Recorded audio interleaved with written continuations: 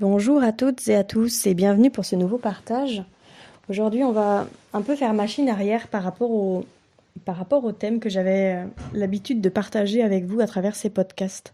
On va parler des réflexes archaïques. Ça fait bien longtemps que je n'en ai pas parlé dans les audios.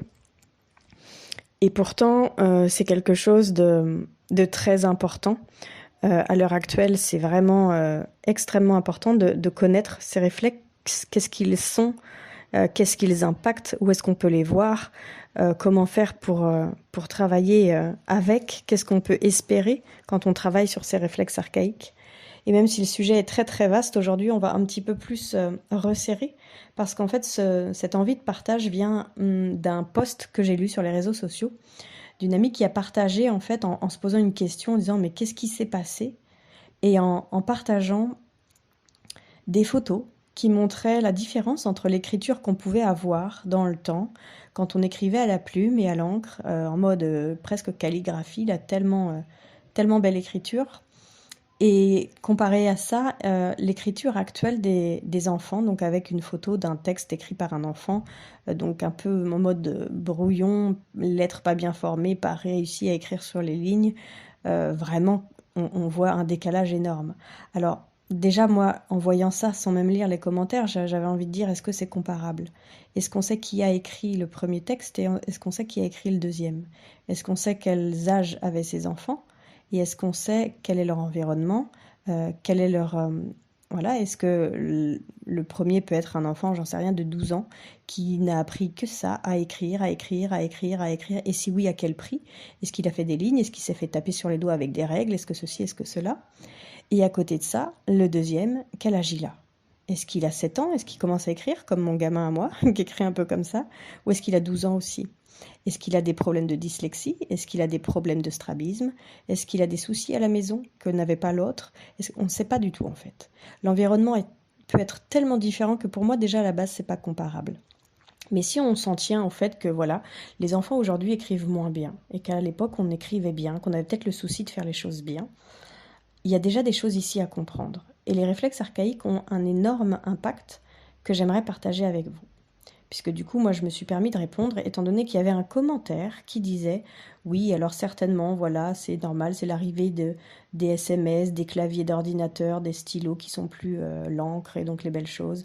Il y a aussi certainement une grosse flemme, il y a aussi certainement une paresse intellectuelle, et il y a aussi certainement du je m'en bats les, hein, je n'ai rien à faire, des choses bien faites. Et par là-dessus, des parents qui sont plus du tout exigeants et qui veulent plus rien exiger de leur enfant. Donc je voyais quelqu'un en train de faire, j'ai envie de dire de se permettre de faire son appréciation, donner son point de vue, sans connaître rien du tout de la situation, de qui a écrit la première photo et de qui a écrit sur la deuxième photo, avec cette espèce d'aisance bien pensante qui a sonné sa vérité. Je me suis dit, c'est pas possible. On peut pas juste dire des choses comme ça. On peut pas encore se dire, oh, c'était mieux avant. Avant, on avait le goût des bonnes choses et des belles choses. Maintenant, où va-t-on? Quelle société décadente? Oui, c'est vrai. C'est vrai qu'il y a plein de déviances aujourd'hui. C'est vrai qu'on n'est plus du tout rendu au même point que là où on était il y a 10, 20, 30 ans. Est-ce que c'est l'un qui est mieux que l'autre? Est-ce que c'est une évolution pourrie, genre involution? Voilà, chacun a droit d'avoir son point de vue là-dessus. N'empêche qu'on se doit quand même de considérer qu'il y a peut-être des causes sous-jacentes à ça et qu'elles sont intéressantes à aller explorer plutôt que de fermer en donnant son opinion et en disant de toute façon les gamins d'aujourd'hui c'est du je m'en foutisme et c'est tout. Je disais par là que si cette personne de qui j'ai relevé le commentaire pouvait dire ça à l'un des gamins qui vient me voir en consultation, lui dire en fait t'es flemmard, t'as un genre de paresse intellectuelle et en fait t'en as rien à foutre des choses bien faites. Puis ta mère certainement qu'elle est pas du tout exigeante envers toi. Si vous saviez ce que ça pourrait lui faire. Ces gamins-là en général ils sont bourrés de fragilité. Si vous lui dites ça, vous le détruisez. Vous détruisez sa famille. Parce que sa mère, elle fait tous les efforts du monde, son père aussi. Le gamin, il peut rien faire d'autre que d'aller tous les mercredis chez le graphothérapeute, l'ergothérapeute, le psycho, machin chouette. Et, et on est toujours sur son dos. Parce que malgré tous les rendez-vous qu'il peut faire, son écriture est toujours laborieuse. Et pour arriver à faire ne serait-ce que la moitié de ce que sait faire lui son voisin à l'écriture, il doit dépenser 10, 15, 20 fois plus d'énergie. Et à côté de ça, l'estime de lui, elle baisse énormément. Je suis nulle, j'y arriverai jamais. Ou bien, ça me demande tellement d'énergie et ça semble tellement important pour mes parents et pour tout le monde autour que je veux pas les décevoir, que du coup je mets toute mon énergie là-dedans. Et après, quand il s'agit d'avoir du temps pour moi, d'être tranquille, d'aller jouer avec les copains comme tous les gamins, eh ben, il n'y a plus de jus. Et puis je perds peu à peu de ma flamme. Et puis je perds peu à peu de mon envie de vivre, du sens de la vie. Donc je peux pas, moi, juste laisser passer comme ça. Je suis pas du genre à chercher des noises. Les gens, quand il y a des commentaires et tout ça, en général, je passe plutôt mon chemin. Ou je donne mon avis aussi. Mais là, je peux pas, en fait, parce qu'en fait, je vois tellement de choses différentes. La réalité, elle est tellement différente dans mon cabinet que je peux pas, pour tous les gamins qui se battent tout le temps, pour tous les gamins qui font tout leur possible pour être réhabilités dans leur écriture, je peux pas me permettre de laisser ça comme ça. Et donc, quand j'ai placé le mot "c'est dû au réflexe archaïque" dans les commentaires, mon amie, quand elle a répondu, a dit bah oui, voilà, elle me répondait à plein d'autres choses et elle me disait entre autres oui, mais les réflexes archaïques, on est d'accord que ça existait aussi à l'époque de l'autre qui a écrit avec son plumier, et apparemment il n'y avait pas euh, le même problème, donc c'est bien que la cause est ailleurs. Et c'est là que du coup je voudrais reparler des réflexes, parce qu'il y a tous les gens qui ne connaissent pas le monde des réflexes archaïques, et il y a ceux qui croient les connaître, mais qui en fait n'en connaissent qu'une partie. Ce qui est le cas de cette personne, parce que sinon elle ne m'aurait pas répondu ça comme ça. Les réflexes archaïques, bien sûr qu'ils sont là maintenant, et qu'ils sont là, qu'ils étaient là à l'époque où on écrivait à l'école à la plume et à l'encre. Les réflexes archaïques, ils ont toujours été là. Parce que les réflexes archaïques, ce sont ces mouvements que l'on fait de façon non volontaire, automatique, dès qu'on est tout petit, dès qu'on est fabriqué dans le ventre de notre maman. Ce sont des mouvements qui ne sont pas volontaires et qui sont provoqués par quelque chose. Quand je mets ma main, mon doigt dans la main d'un bébé, il va la serrer. Ça, c'est un réflexe archaïque. C'est pas lui qui serre son doigt pour s'agripper à vous, c'est le réflexe d'agrippement. Et c'est parce qu'il y a une stimulation. C'est parce que votre doigt vient appuyer sur une zone qui stimule son système neuronal et qui, du coup, ça vient fermer son poing très fort. Et ces mouvements, tous les mouvements de tout petit bébé, déjà dans le ventre de maman, au moment de la naissance et aussi dans les premiers mois de vie, tous ces mouvements sont des mouvements automatiques. Il n'y a rien que le bébé fait de façon volontaire. Le nouveau-né ne fait rien de façon volontaire. S'il tourne la tête, c'est parce qu'il entend un bruit qui active son réflexe de curiosité de Pavlov. Il va tourner sa tête. S'il tend son bras, et s'il serre sa main, et s'il ramène son bras, tout ça, ce sont juste un enchaînement de divers réflexes archaïques. Et au fur et à mesure de les entraîner, au début, il les subit, on va dire que c'est pas lui qui est maître de son corps, mais au fur et à mesure de les subir, au fur et à mesure que ces mouvements se font, malgré lui, c'est comme si le fait de faire les mouvements allait brancher toutes les parts de son corps au niveau du cortex préfrontal, le néocortex, qui lui gère le mouvement volontaire, entre autres, et donc aussi les apprentissages et toutes ces choses-là. Donc, pouvant laisser la place à ces mouvements volontaires par la suite. Les réflexes disparaissent, se rangent correctement, et à la place, quand maman me met un hochet dans ma main, arrivé un moment, je peux, si ça ne m'intéresse pas, ne pas serrer ma main. Ça n'est plus, je suis plus en mode je subis mon corps qui fait ses réflexes. Et ces réflexes-là, bien entendu, qu'ils étaient là déjà quand les bébés, qui écrivaient après à la plume et à l'encre quand ils avaient l'âge d'être à l'école, sont nés. Bien sûr.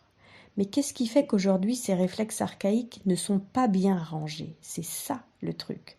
Les réflexes, quand il n'y a pas de stress qui vienne les empêcher de faire leur chemin, c'est-à-dire de s'entraîner, comme je le disais, puis après d'aller se ranger, ils ne sont plus embêtants, ils ne viennent pas impacter notre quotidien, ils ne viennent pas nous empêcher de bien écrire, ils ne viennent pas nous empêcher de nous concentrer, ils ne viennent pas nous empêcher d'avoir confiance en nous.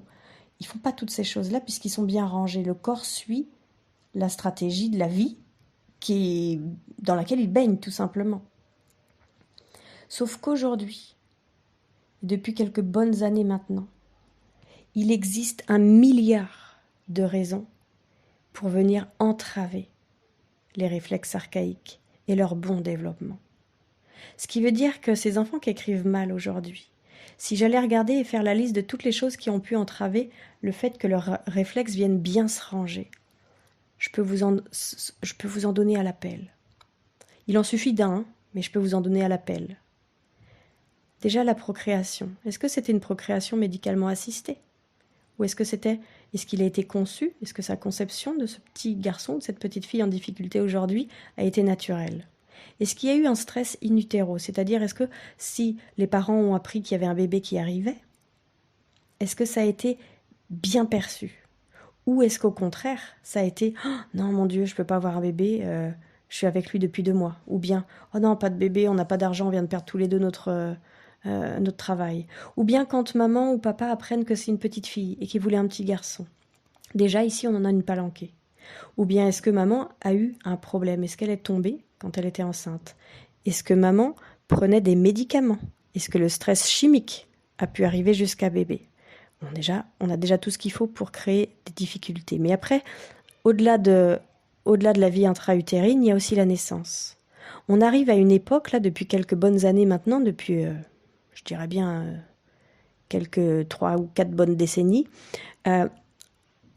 sur des naissances surmédicalisées, hyper surveillées, hyper contrôlées, dans lesquelles on est hyper invasif. Des naissances qui sont déjà, qui sont parfois prévues, qui sont parfois déclenchées. Ah oui, vous aviez eu un problème la fois dernière, on vous déclenche. Ou césarienne volontaire. On n'attend pas de voir si vous allez y arriver ou pas. Ça s'est pas bien passé la première fois, ça se passera pas bien la deuxième, césarienne. Ou bien maman qui ne peut pas se mettre dans les positions qui seraient les bonnes pour elle, et du coup elle n'arrive pas à bien accompagner bébé, du coup elle est en hyper souffrance, donc du coup on la shoote. Bébé se retrouve shooté aussi, coupure du lien, difficulté au moment de la naissance, les réflexes sont bloqués. Séparation avec maman à la naissance. Qu'est-ce qu'il peut y avoir d'autre ? Il peut y avoir toutes ces choses-là qu'on fabrique soi-disant pour améliorer, soi-disant. Tous ces petits trucs, un trotteur pour mettre bébé dedans pour qu'il puisse ne pas s'ennuyer, parce que quand même quand je le pose sur le canapé ou quand je le pose sur son tapis, il s'ennuie vite et il crie et puis il me demande les bras et tout, donc qu'est-ce qu'on va faire ? On va le mettre dans un trotteur, comme ça il va pouvoir aller gambader. Donc on va le mettre dans une position qu'il n'est pas censé prendre à l'âge qu'il a. Maintenu évidemment par des harnais, des machins et des bidules, mais il n'a pas la musculature pour tenir cette position. Et il n'y a rien de mieux pour venir entraver la motricité et donc la mise en place et le cheminement complet de tous ces réflexes archaïques. Pareil pour les mamans ou les papas qui ont tellement manqué, eux, dans leur enfance, qu'ils veulent surtout pas que leur enfant manque de quelque chose et qui du coup vont être un peu à outrance dans le portage. Le portage, c'est excellent. Le portage en écharpe et tout ça, si tant est qu'on est sur un moyen qui soit physiologique, parce que là encore, si on ne choisit pas un moyen physiologique, bing, les réflexes archaïques prennent un coup. Mais même si je suis dans un moyen de portage physiologique, qui respecte la physiologie de mon bébé et pas la physiologie des bébés, parce que mon bébé n'est pas les bébés, si je le porte trop et que je ne peux pas le laisser poser au sol, faire ses mouvements, s'entraîner, faire exécuter tous ses réflexes, j'entrave là encore les réflexes archaïques. Je crée un stress, qui soit chimique, physique, émotionnel, énergétique, peu importe. S'il y a un stress qui entrave le développement des réflexes, ils ne peuvent pas continuer leur chemin. C'est-à-dire naissance du réflexe, expérience du réflexe, période de crise, là c'est le moment où c'est un petit peu le bazar, puis rangement du réflexe. À un moment donné, s'il y a un stress, quel qu'il soit, à peu importe quelle période du début de vie de l'enfant, je crée comme un freeze sur le réflexe. Et le réflexe arrête son bon cheminement. Et du coup, reste là, en attente de. Comme un genre de bouclier pour se protéger de quelque chose qui semble dangereux. que ce soit un stress émotionnel des parents, que ce soit un stress chimique, que ce soit un stress physique, si j'ai eu un accident, que je suis tombée de la table à langer par exemple, ou tombée de mon vélo quand j'étais en train d'apprendre à faire du vélo, ou peu importe. Et le réflexe le réflexe particulier qui vient entraver la bonne écriture, c'est le réflexe d'agrippement. Ce réflexe-là, il peut être en lien, si on regarde la symbolique et pas seulement la partie du corps qui vient entraver, parce que c'est surtout au niveau de la main, du coup le déclencheur est dans la main, hein. C'est celui que je vous ai donné comme exemple tout à l'heure, quand on met quelque chose dans la main du bébé, il la serre fort. C'est quelque chose, quand on regarde la symbolique et ce sur quoi ça joue, quand on travaille sur ce réflexe, ça vient travailler sur s'accrocher à la vie. C'est-à-dire que je m'accroche, je dois m'accrocher pour pouvoir vivre, sinon je ne vais pas pouvoir vivre, je dois en chier, il ne sait pas lâcher, celui qui a le réflexe d'agrippement encore présent. Donc on peut lui parler de lâcher prise et de tout ce qu'on veut, il ne peut pas lâcher. Il y a quelque chose pour lequel il doit se battre, sinon il risque de mourir. Ça, c'est ce qui se passe dans sa psyché. C'est ce qui se passe dans l'inconscient. C'est pas lui le sait pas. Et donc ses parents encore moins. Donc ce réflexe, il est là comme pour faire un bouclier. À un moment donné, peut-être qu'on a voulu... peut-être que mes parents ont voulu faire une intervention pour arrêter cette grossesse, pour arrêter ma vie à moi. Et puis finalement, ils se sont dit que non, lui, il a intérêt de s'accrocher à la vie, hein, parce qu'il est passé pas très loin, il avait l'épée de Damoclès qui était pas loin, là, au-dessus de lui. Alors maintenant, il a une protection qui s'appelle un réflexe archaïque. Et si on ne sait pas ce que c'est, on ne peut pas l'aider. Et pourquoi avant, il n'y avait pas ça, dans le temps, quand on écrivait bien à la plume et à l'encre ? Parce qu'il n'y avait pas tous ces trucs de surmédicalisation autour de la naissance, il n'y avait pas tous ces trucs de trotteur, de youpala, de machin chouette, de portage dans tous les sens, de trucs où on aide les enfants quand ils vont marcher, où on leur tient les mains pour les faire marcher. Toutes ces choses-là, ça n'existait pas avant. Il n'y avait pas beaucoup d'argent, mais c'était pas plus mal en fait. Parce qu'on n'avait pas tous ces trucs qui sont censés être la super évolution d'aujourd'hui, mais qui fait finalement plus de mal que de bien, parce que non seulement ça entrave le développement je dirais naturel de l'enfant, mais surtout, les gens n'ont pas encore fait le lien. Quand je dis les gens, c'est-à-dire 80% des gens, parce que maintenant ça commence un peu à se connaître, heureusement, depuis plus de 20 ans maintenant que ces réflexes ont été mis en exergue dans d'autres pays.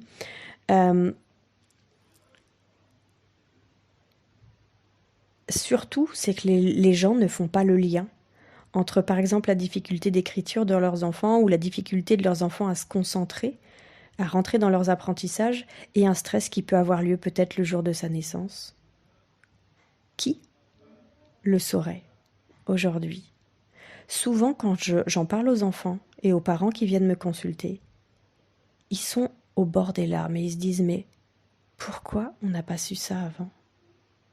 Vous savez, il y a des enfants qui, pendant 6, 7, 10, 12, 14 ans, vont en chier tous les jours, vont aller à l'école tous les jours, avec la peur au ventre, avec l'envie de crever, parce qu'en fait, ils se trouvent nuls, parce qu'à cet âge-là, en plus, on est tous les uns contre les autres, et il y en a toujours un que c'est la tête de turc de tous les autres.